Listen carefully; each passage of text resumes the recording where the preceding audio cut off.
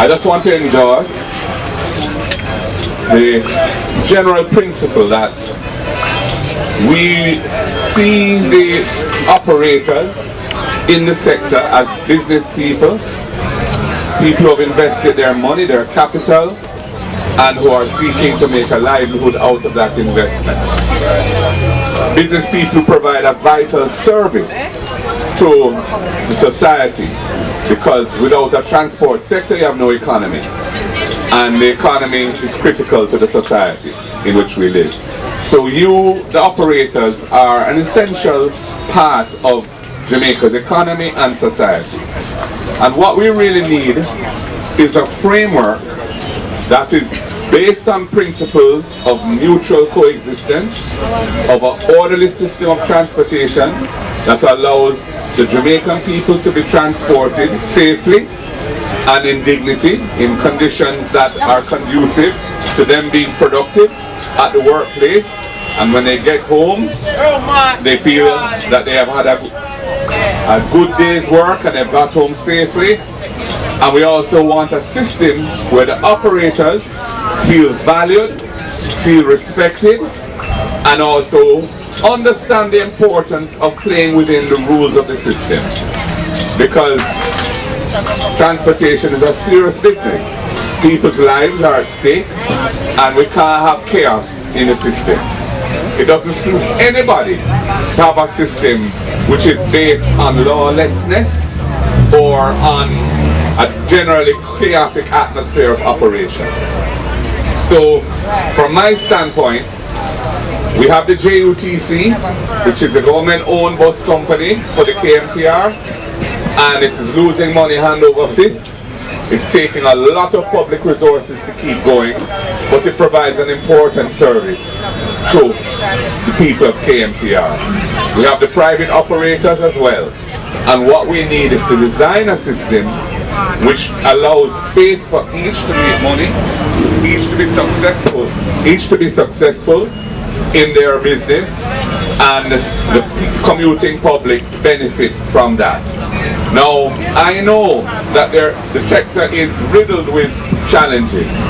I mean, I was thinking to myself, if you woke up one morning and said, without any prior knowledge, how would you design a transport system for Jamaica? What we have now would not be what you come up with. You would come up with something much more rational, something that is much better balanced, and that makes sense for the players involved. But we are where we are, so we have to evolve this system into a better system. And I don't claim to have all the knowledge about the system that we have. What I do know is that in order to make it better, we must partner with the players who are there. We must let the players know that we respect them, that we value them, and that we want to make their lives better, and we're seeking their cooperation in that process. So change is never a simple thing. Not every change is going to be what people want, because sometimes things that are happening now are not happening the way they should, and we need to adjust our behavior. And that is always a challenge. But if the bigger picture is understood, and the objectives and principles that are leading you to the bigger picture are clear and are worthwhile and are worked out in a spirit of consultation, then I think we can get the buy-in of stakeholders, in particular the operators in this case, to move to a better system. I know, for example, that there are many taxi operators who have accumulated large number of tickets because they were operating in a system where, although they were hackney, they had to be traversing routes where the rules of the game did not allow them to operate fairly, and they were constantly being ticketed because the rules of the game operated in that way.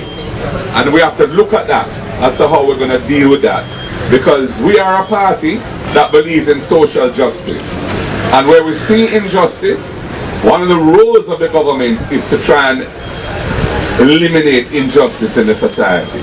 And I am prepared to look at whatever modifications may be necessary to make the system more just and fair for those who are in it now. We know about the issues of financing. So for example, in the context of housing, we have come up with some proposals that would help to allow persons who are not formally employed and therefore can't prove their income to access mortgage financing for a home. And I'm thinking, well, how do we bring those principles of operation to the transport sector to allow transport operators to upgrade their capital, their asset, to you know, whether it be a more current vehicle or a bigger vehicle and so on, when they may not be in a position to prove income either.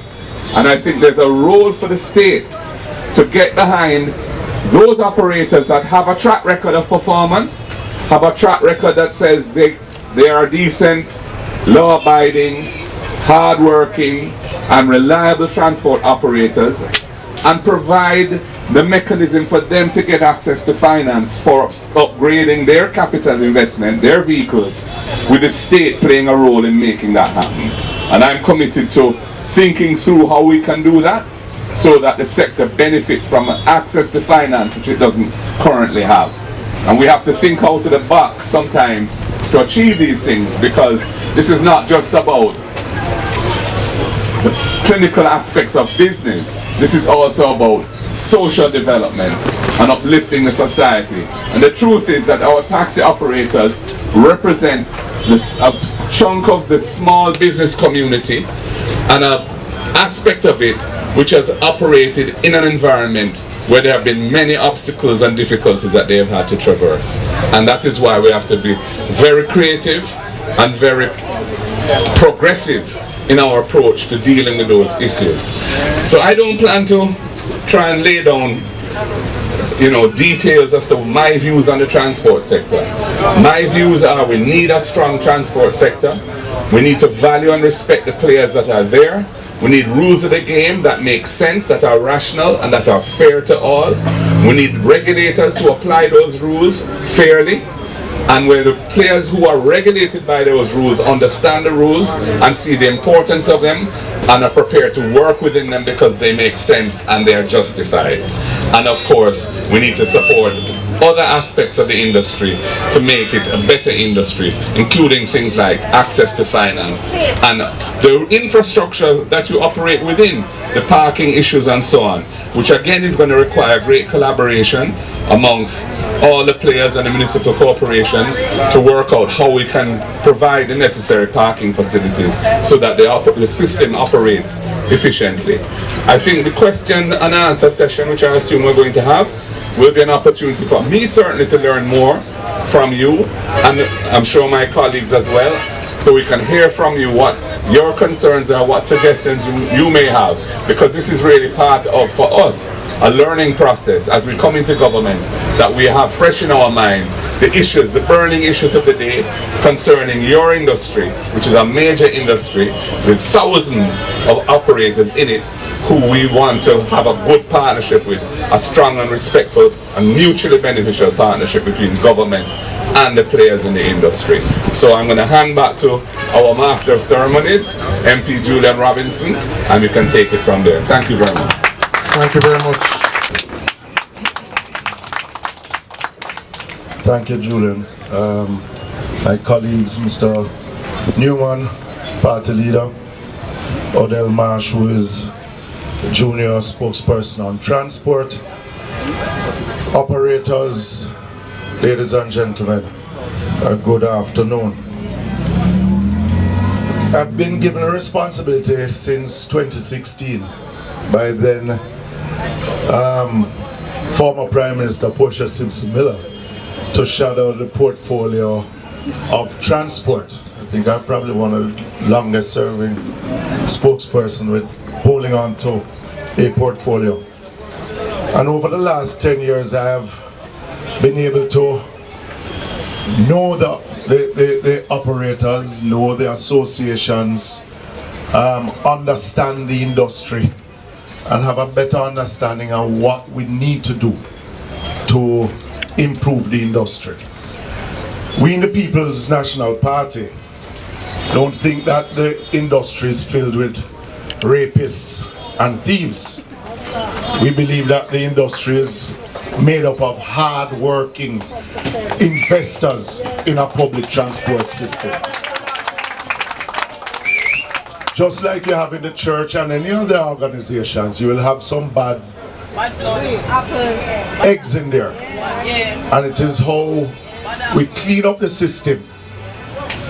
But we have always said that for too often, the public transport system has been treated by administrations as a hustle and not treated as investors in an overall transport sector. So, some of the things that we have enunciated in my various budget presentations and the party leader in his own presentations is how it is that we can improve on the sector. The first thing we always say that dialogue, we can't move the sector forward without having a real conversation with those who are operating within the sector.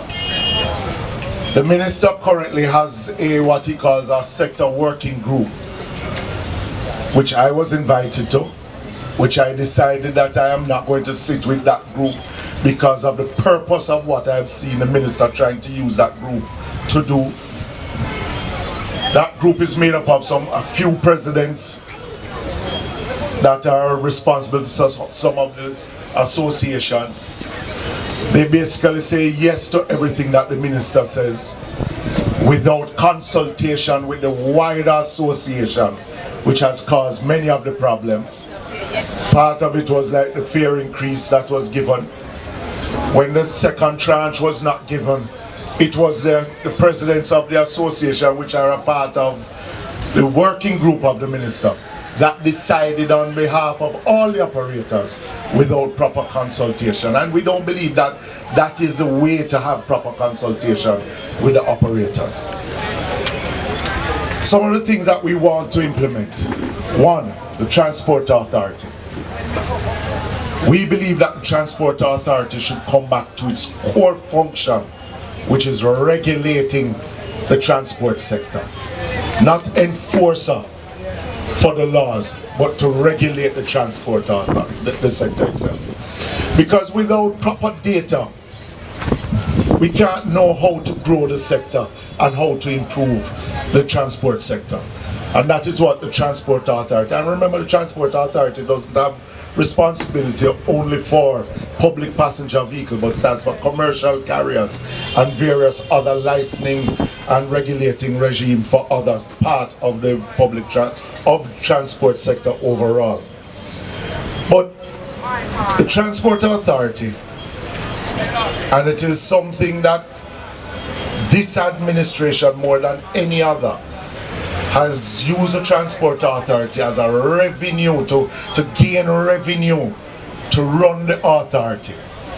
So as an example of what is happening now with the salary increases that has taken place, for the last 2 years, last year, financial year, and it will happen this financial year, the Transport Authority is unable to finance itself from its own revenue.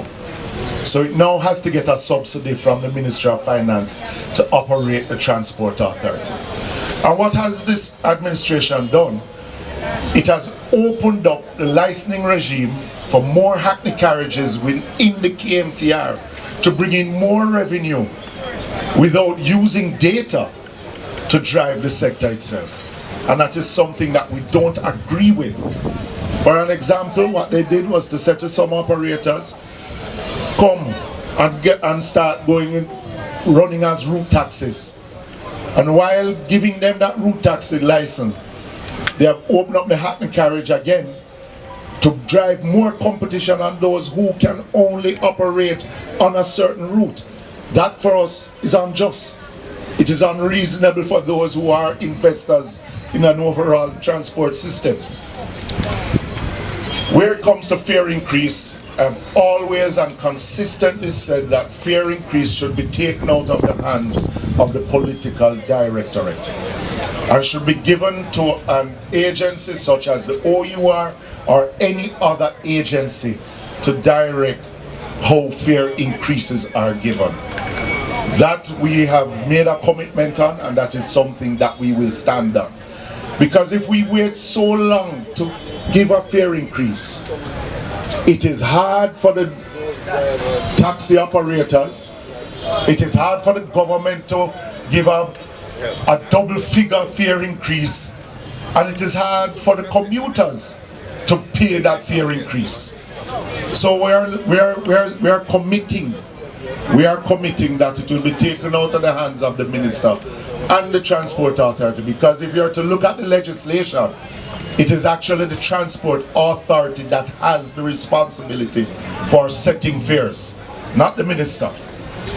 And as minister, I don't want that responsibility. It should be given to an entity such as OUR or any other such entity. A big issue that we're having, just looking at how the system itself operates, is how the wreckers operate with the transport sector, the public transport sector.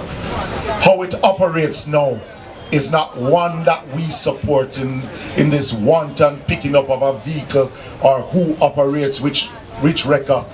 Wrecker taking up a taxi in Spanish Town and bringing it to Lyndhurst Road because there's no pound in Spanish Town and things like that.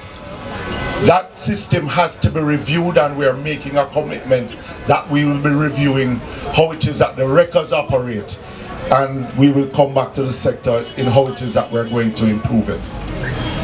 Where parking is concerned, that for us is a big item, because if we deal with the issue of parking, we will deal with the congestion on our streets. And that is where Mayor Swaby and all the other municipal corporations across the island, we will have to do a review, a reorganization, and an improvement on the parking location for the public passenger operators right across the island, not only in the KMTR, but right across the island. And while doing that, we want to be able to, at the end of our tenure in government, to improve them, that they are conducive for the operators and for the passengers also.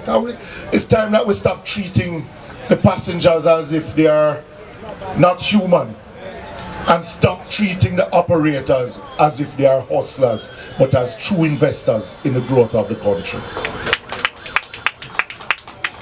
We're also looking at the Road Traffic Act, because I think the time has come for us to do a review of the Road Traffic Act itself.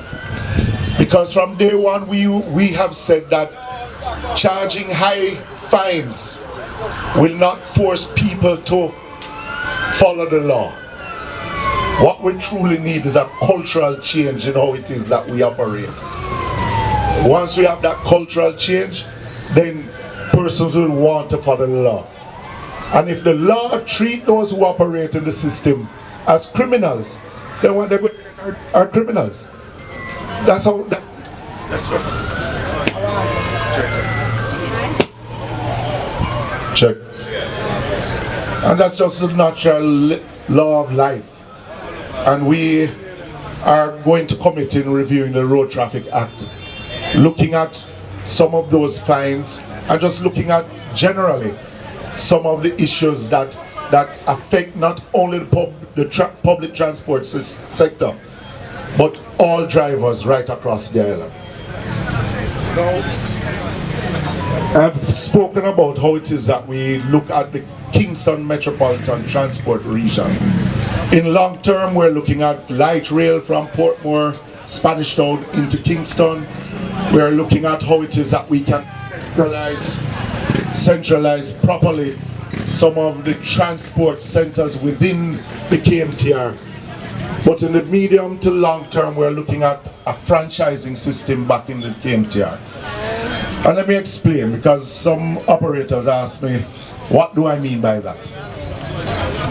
The government of Jamaica operates the Jamaica Urban Transit Company, which should be the benchmark of how it is that we want to move passengers. I've said in my own sectoral presentation is that we want to be able to facilitate the operators. If you're driving a Wish, how can we get you in a 15-seater? If you're driving a 15-seater, how can we get you in a 30-seater?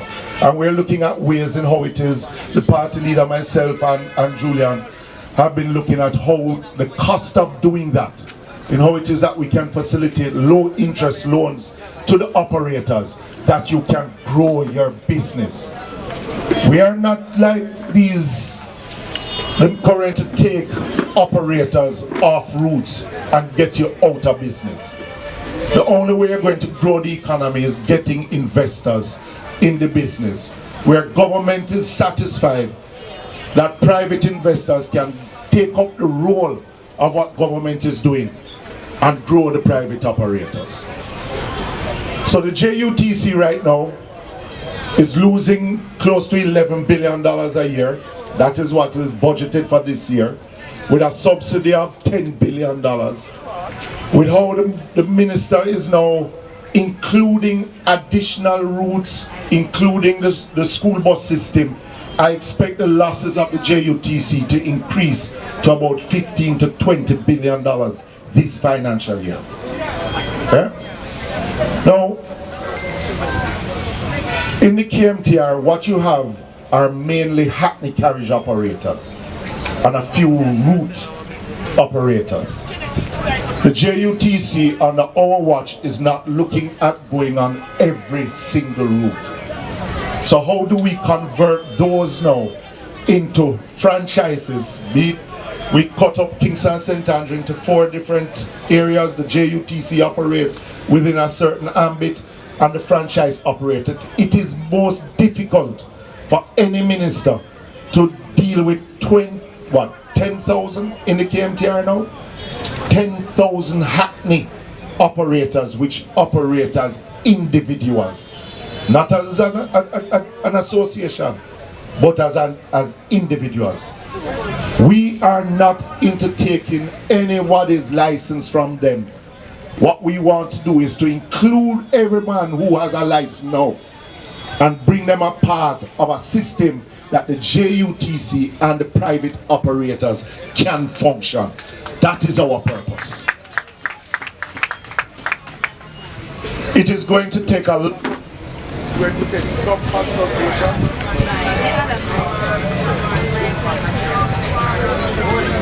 Right, check. I'm have a hole in tight. Yeah. So we are, and let me repeat it again. We are not for taking anyone out of the system. We are wanting to make sure that the JUTC and private operators can run together. Check. Run together in a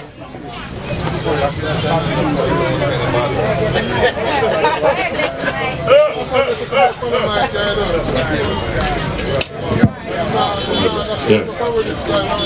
That we can. Sure, when the party leader talking, but it's not happening. Yeah. That we can operate in a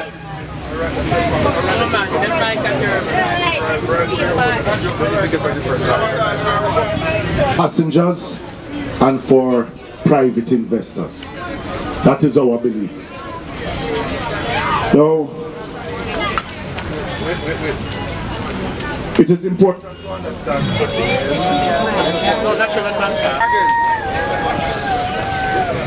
It's important to understand that transport, which is land, sea and air, contributes about 4.5% to the gross domestic product. Hello. Yeah, man. To the GDP. And we see it as an important part to the group of productivity, to the group of the country itself, and just the law and order. We are going to have an open policy in where consultation will take place at every step of the way. You will see us making decisions without us consulting with the sector itself. So Mr. Newman and all the operators that are here, let all ears hear, because we are not going to be trying to drag down the sector. We want to build it up and build up each of the investors in the sector. And I'm going to end where I started. We don't see operators as rapists and thieves. We see operators as investors in a comprehensive transport sector to move 1 million Jamaicans who are dependent on public transport. Thank you very much.